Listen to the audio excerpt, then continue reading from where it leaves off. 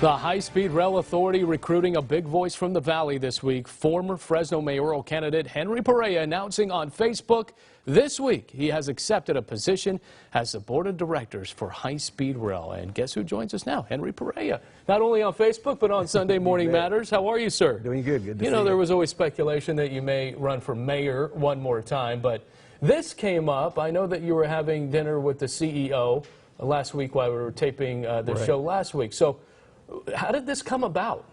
Well, you know, earlier this year, there was a vacancy on the Senate side of the authority.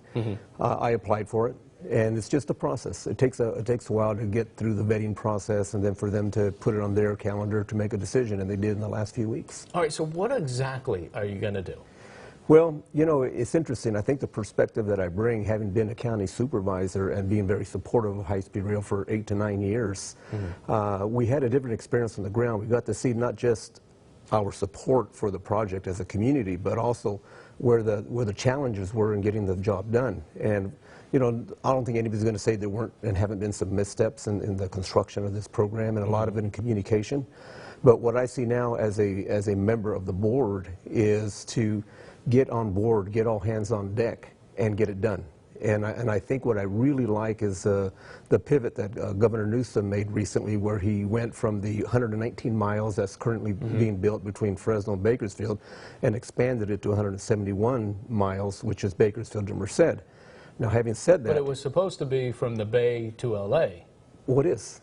See, I think that's just it, and I think that's the good thing of having this type of conversation, is that everybody knew from day one that the spine of the system is going to be in the San Joaquin Valley. The only place that it's going to travel 200 and 220 miles an hour is in the valley, which is why the decision was made to build the infrastructure here.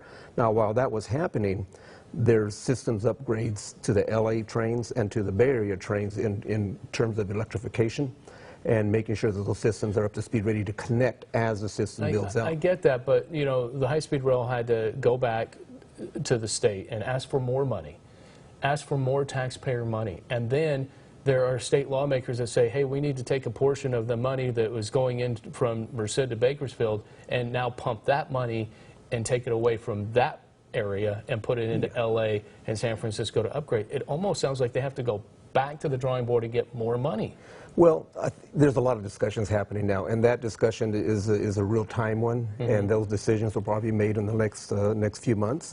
But the bottom line is, right now, what we have in the bank is $20 billion to build 171 miles between Bakersfield and Merced. And while that is happening, there are also sufficient funds to continue the electrification process in the Bay Area and Los Angeles, while as we prepare for our meeting next week, we're going to be making 2 environmental advances in terms of the environmental reports from San Francisco to San Jose, and then San Jose to Merced. So it's not happening in a vacuum. There's a lot of decision making that has to be made, and a lot of work happening as we are building the infrastructure. I think a lot of people are wondering out there that, you know, it seemed like a year ago, but it probably wasn't that long ago, that there was this big unveiling of downtown Fresno, what it would look like with this depot, this station depot with the bullet train, and there's going to be housing and brick and mortars coming in, and you know, big name investors coming in. Is that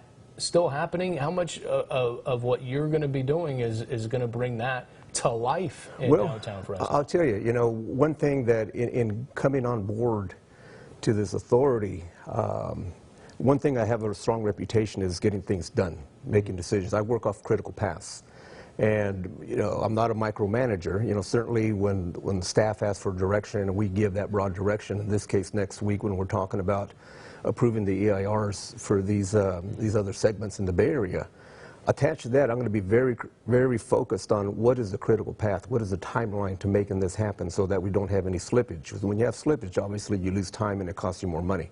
So that's not what I'm about. What I'm about is how do we get this done, how do we deliver what we promised to the people of California. Well, so far that hasn't happened. No, you're right, it hasn't. So how can you now sit here and say that it will happen? Well, because I'm on the board. And I'm going to be joining the team. It's a great CEO. We have a really good board. Yes, people have different opinions of maybe where some money should go here or there, but I don't think anybody is is not everybody is focused on building the high-speed rail system. Because the Trump administration has taken away some of its federal funds, and now they're looking to get what they've given the state and get that back. How involved will you be with that? Well, that's something our lawyers will be working on. I think that's more of a political dynamic than it is a business dynamic. Okay. And those discussions are happening now. But, I think long term, and it's not part of this discussion, but certainly this country has to have a discussion, I believe, on what it believes it should do with the area of public transportation. I mean, when you look at the automobile, which is something we all need and support, I mean, a lot of taxpayer dollars go into support of the automobile. A lot of dollars, public dollars, taxpayer dollars go into airports, and not everybody flies planes, but we recognize them as integral parts of our transportation network in this country. Transportation by rail or bus, not quite there yet, but I think it's worthy of that type of investment. Well, congratulations. We appreciate the time. Thanks, Henry Alpha. Perea, appreciate it. You bet. Up next, it's the tweet that made us all break out with our bitter beer faces. Next.